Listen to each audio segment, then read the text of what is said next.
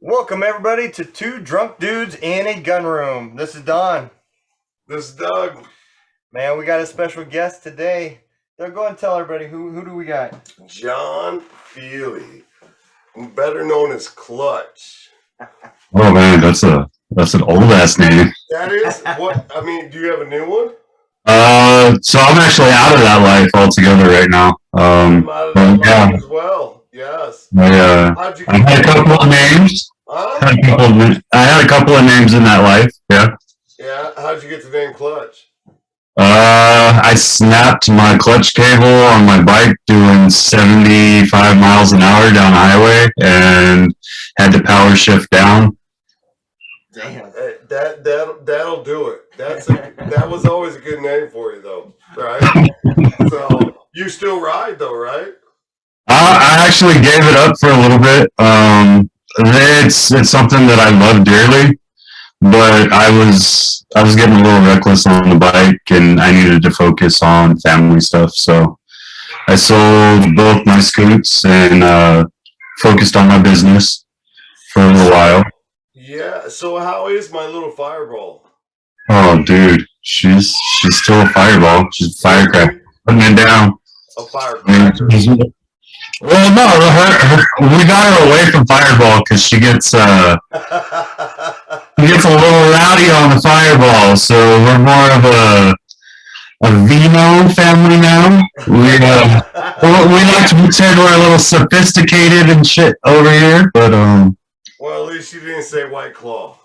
Oh, dude. So many people have tried to get me to drink that shit, and Friends don't let friends drink White Claw.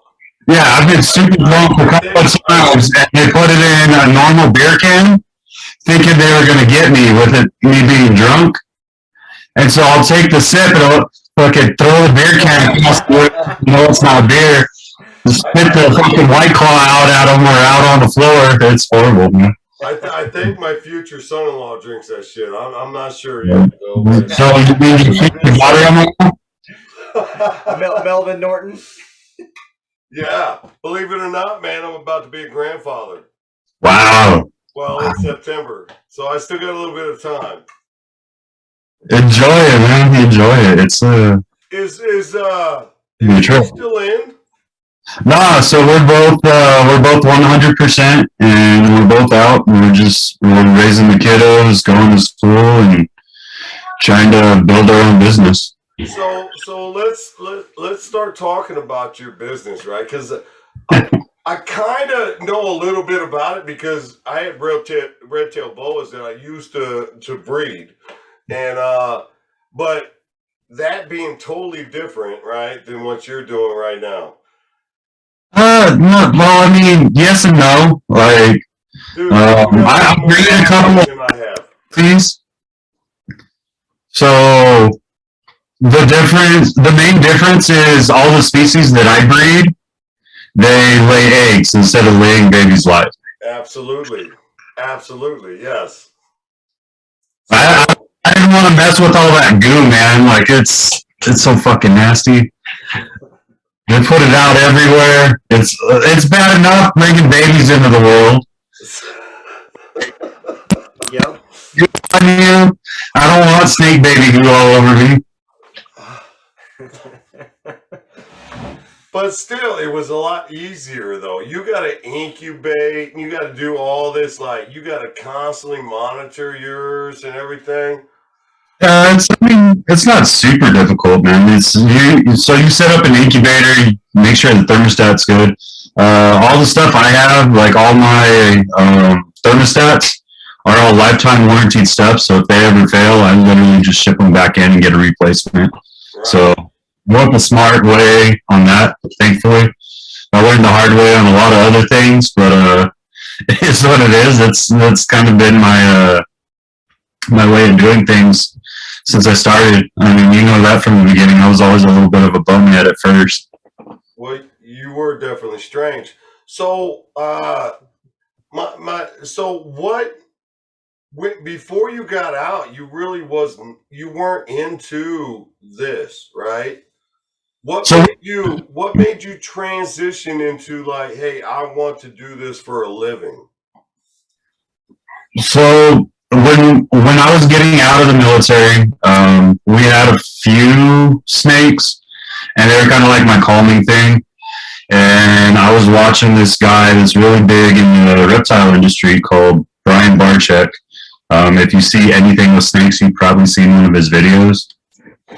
And I was looking at my wife one day and was like, look, that's something we can do. Like, I know that's something I could do for the rest of my life, and I wouldn't get bored. And there's all kinds of different combinations and cool genetics that you can do.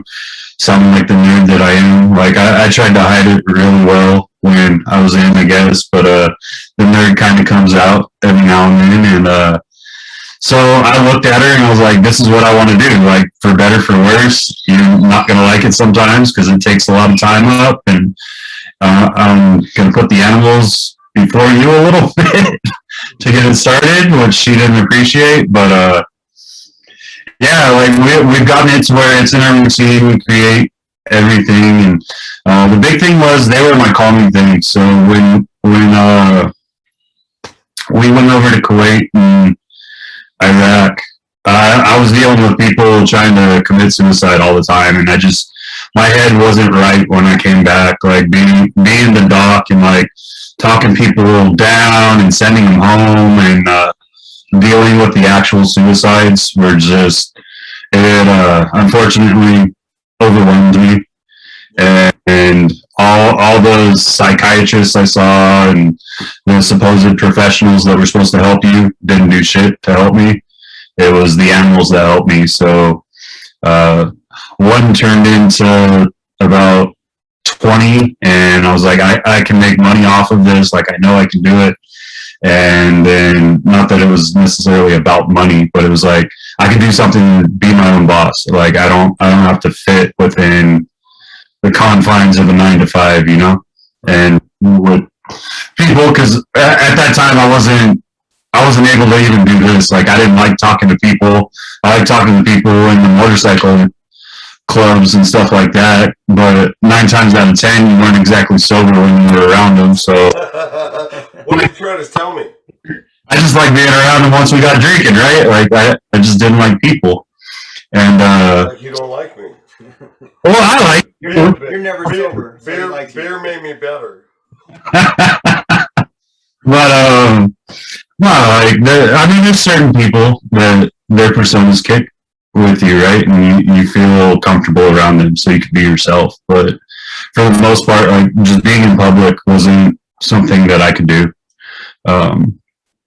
And the animals were kind of like people use dogs or like birds and cats and shit for emotional service animals. I used snakes, and it turned into something that I found a way to be profitable at. I've essentially based my entire life around them now.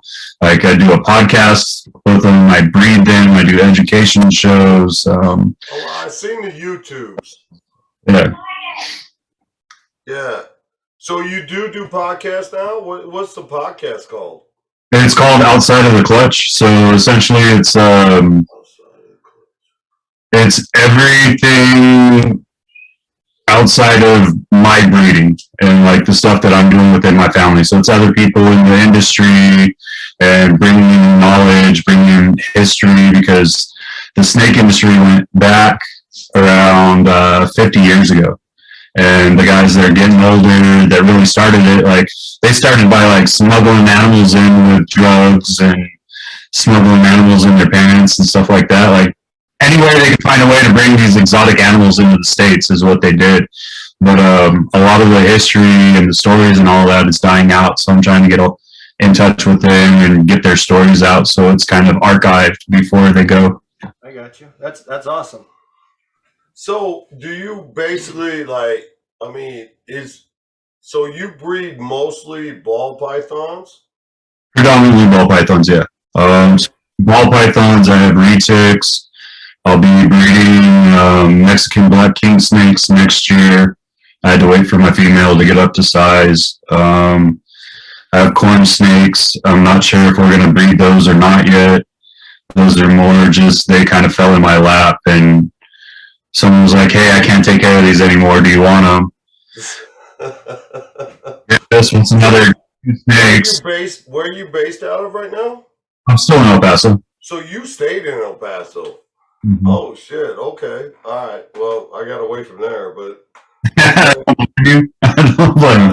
We're looking at it ourselves. Hopefully within the next year or two, once I've finished college, we'll be looking at moving more to Eastern Texas. Eastern Texas. Well, if you ever come to, Missouri, hit one of us up. We'll get you down a river or something. I don't know. But so what is your most exotic snake ball python that you have? The most exotic right now? Because you kind of you got some hybrids, right? I don't have hybrids, but I have multiple morph. So the way we look at it with genetics on them, each gene is called a morph. And then so my most exotic right now probably has 8 different visual morphs in it, and it's probably worth around $6,000. Get the fuck out of here! Really? Yep. Wow. Yeah, I'd be a stay-at-home dad too if I could do that shit. I mean, it's like damn. But so Fireball, right? So she got into the lizard business, right? So she's doing crested geckos right now. We're just starting that out for her. She likes the stuff with legs, so she has a bearded dragon, and she has some crested geckos, and she has some tarantulas in her room that up at night and shit. Well, you're in the right place for tarantulas, though. They run rampant in El Paso. They sure do. She ain't looking at those brown ones, man. She's got this vibrant, almost robin egg blue tarantula right now, and look at, but you can keep that thing on the other side of the room. You're out of your damn mind. I got a little zoo, man. I do that. We breed our own rodents. We have probably around 1,000 rats in our garage right now that we're breeding and we're selling to the local pet stores. And anyway, I ended up doing that. I was doing that too. That's a smelly ass job right there. I'm sure your kids don't like it. Oh, the kids love it. It's like child labor. I wish they're not old enough for that yet. The day I think you just had one when I knew you. Yeah, I think so. Yeah. I don't think the other one came yet. We had one, and I think she was pregnant with the second. Now we have 3, and he hit 2 years old, and me and the wife started talking, and we're like, we don't have the best of luck when we start drinking and having fun together. So I went and got snipped, and we don't have to do whatever we want. Yeah. That was a fun experience too. My recovery was twice the length it was supposed to be because of my job at the time. Because I was working at a ranch, and they're like, "Well, we can't really have you do the heavy labor, but you can drive the tractor." And anyone that knows a tractor knows that there ain't no shock absorption on that. So I was bouncing all over the place coming home. Oh no! It was awesome. Yeah, I can relate. I had mine done in Bosnia. So yeah. Bosnia? Yeah. What the fuck? Yeah.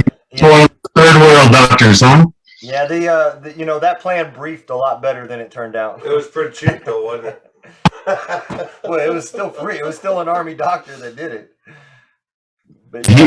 He had to have to make that extra money to get his degree paid off somehow, right? Yeah, and the weird part is I got it done based off of a commercial on AFN. It should have been the first indication this is a bad idea. It's freaking awesome. What the fuck, man? Hey, you ever see Tim anymore? Oh yeah, I go with him all the time still. The old Detour Bar?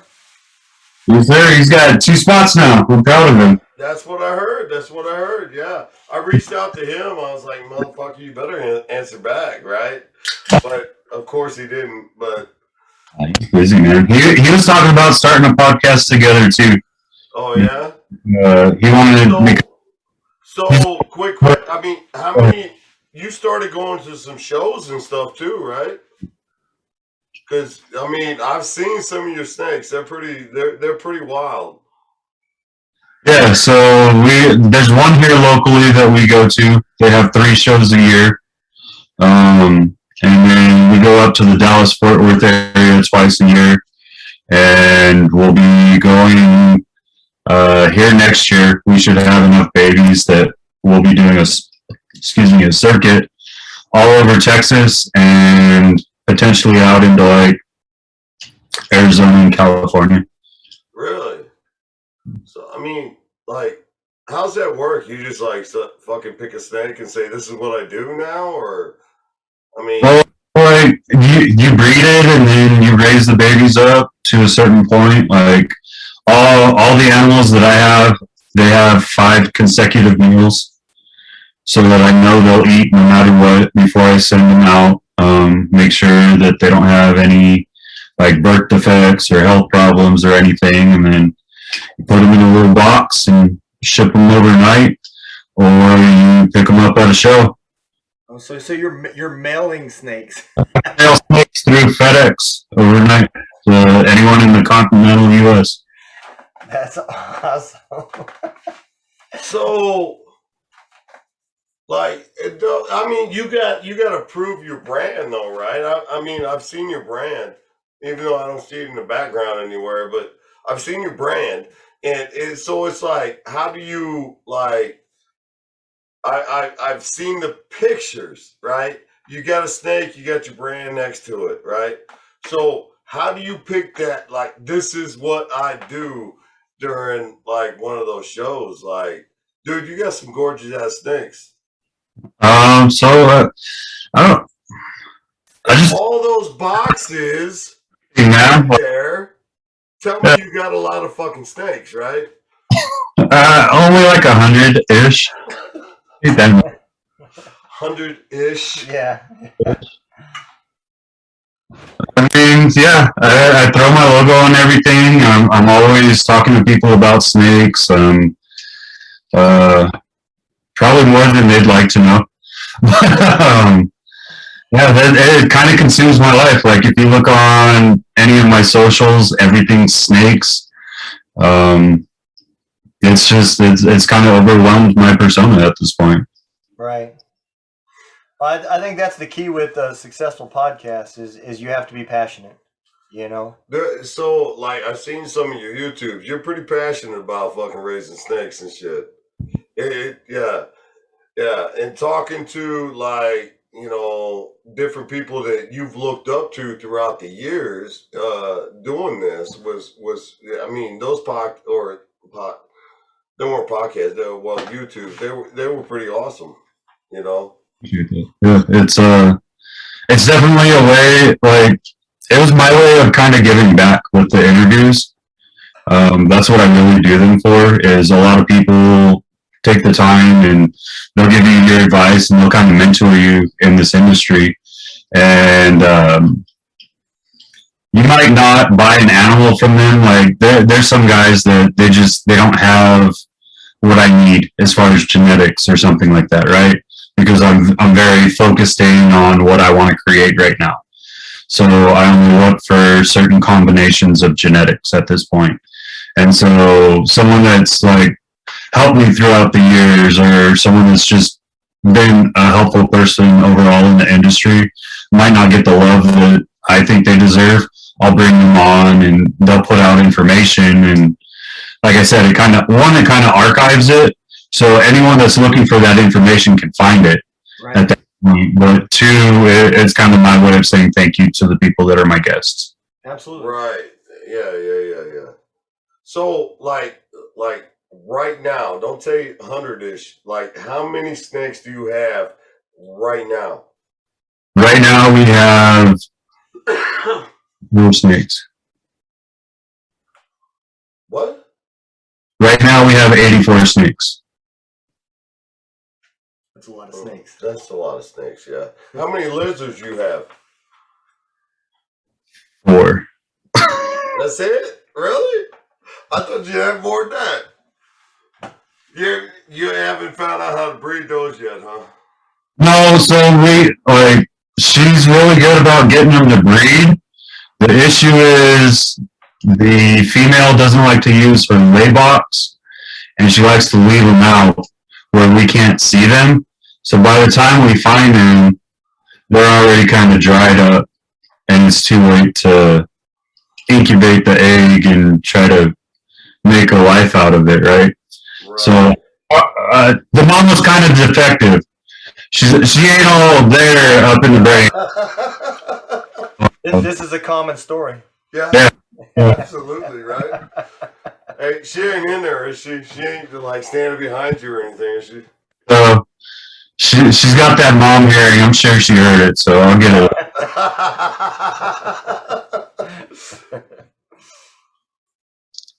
That's good though, man. You probably keep in contact with a lot of people that you know. We both do actually. They're probably still in El Paso. Oh yeah, like a lot of the people that we knew from like our time in the military next to each other, they're pretty much all still here, or if they've moved on.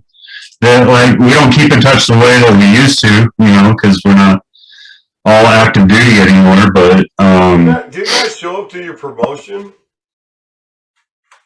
Huh? I showed up to your promotion. Yeah, my promotion downrange. Yeah. I was just making sure. I couldn't remember. The beard throws me off and shit. We can't grow one where we're at, so. Yeah, it's bullshit. The mining business, Yeah. it is bullshit. But we won't get into that. I think kind of the route you're taking is what a lot of veterans need. That's one thing. You listening and talking to stories is a veteran walks away from the military and he learns real quick how the grind is literally just that, the grind. And without that passion behind it, they have a tendency to fail. And that's why you see a lot of soldiers that bounce from job to job to job, because there's no passion behind it. They have to believe in the cause and the reason they're doing it. So I think there's probably going to be a lot of veterans, that probably reached out to you and will watch this and think the same thing. You got to have something that you're passionate about to succeed.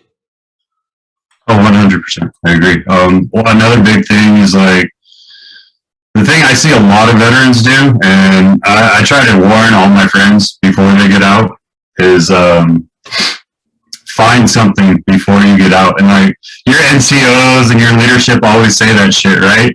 Yep. But have something working before you get out, because that dead time in between finding a real civilian job or whatever you decide to do once you get out is,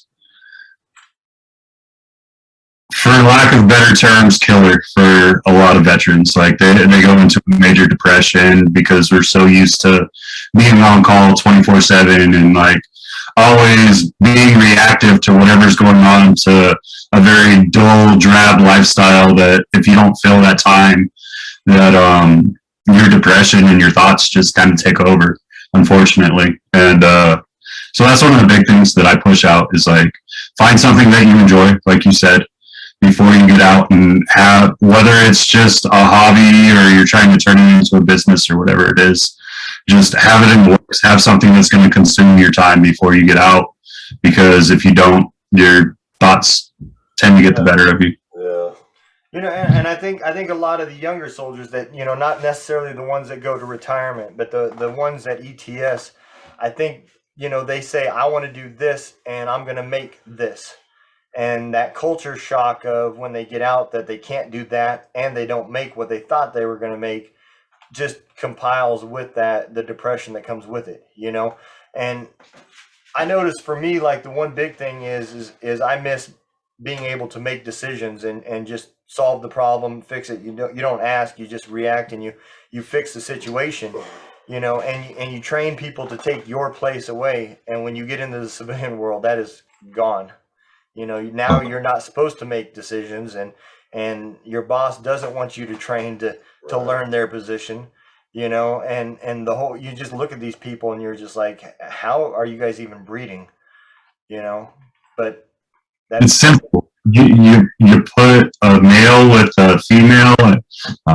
Yeah, but a lot of these don't even realize whether they're male or female anymore. So Don't get me started on that. I'm gonna world of trouble on that one. It's like looking over his shoulder, like, is she in here?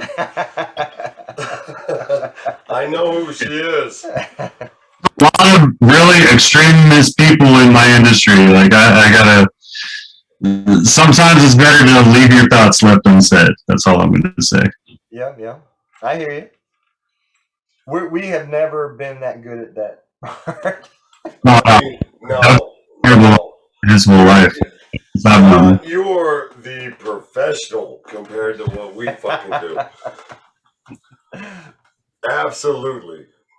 So no, dude. I wanted to bring you on here and just talk about what you did. It's just a transition from the Army to what you do.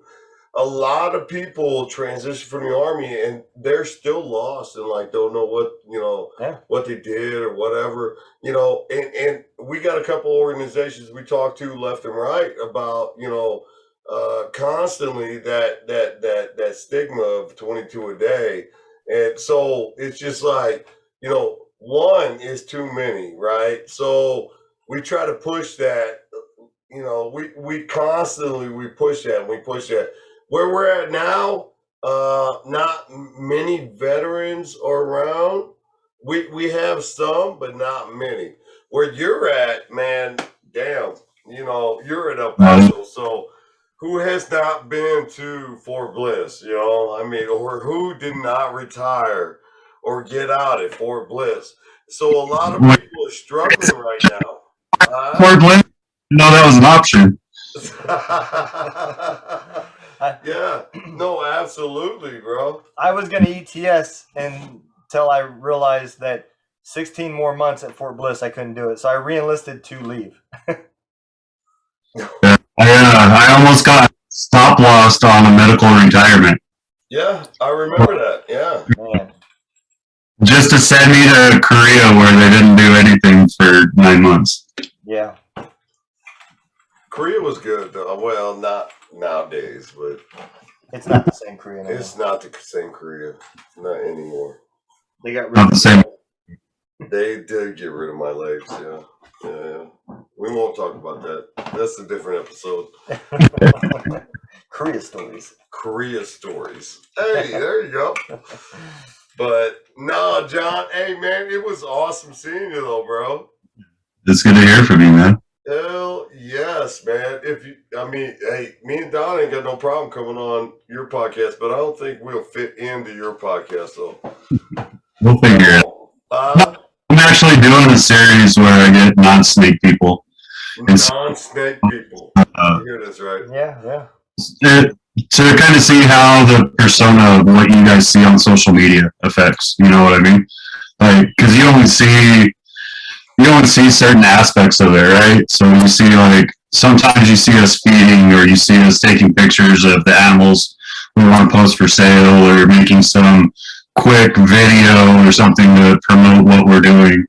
But a lot of people that I know that I actually had a lot of my veteran friends unfriend me because all I was posting was snake stuff for the longest time. And What the fuck? hey, what the fuck? We were battle buddies. What's that shit about?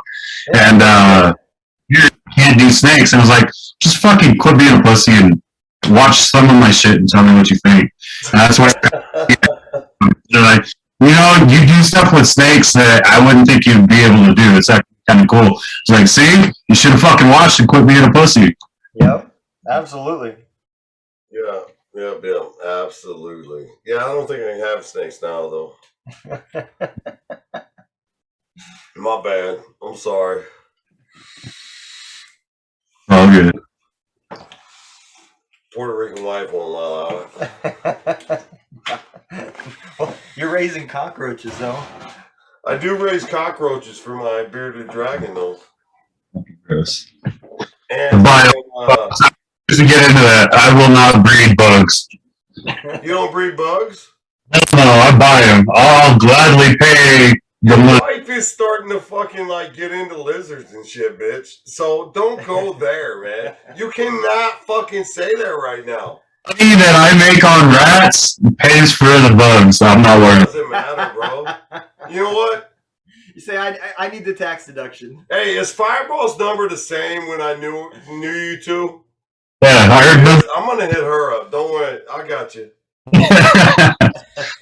Next episode's gonna be great. You ice up a fucking potato, you throw it in there, you're good for like fucking 6 months. Don't worry about it. He's breeding them. I'm paying an exterminator to get rid of them. Wait, what? Oh, no. I'm not breeding those, but yeah, I'm breeding them. Yeah. I check on them like once every 3 months. I just forget about them. That's crazy. Throw them in a dark spot, throw some potatoes in there, and fucking you're good for 3 months, man. I'm telling you. And my bearded dragon loves them. We ever get hit with a nuclear war, the only thing that's going to be in Doug's house is a box of cockroaches still alive eating a potato.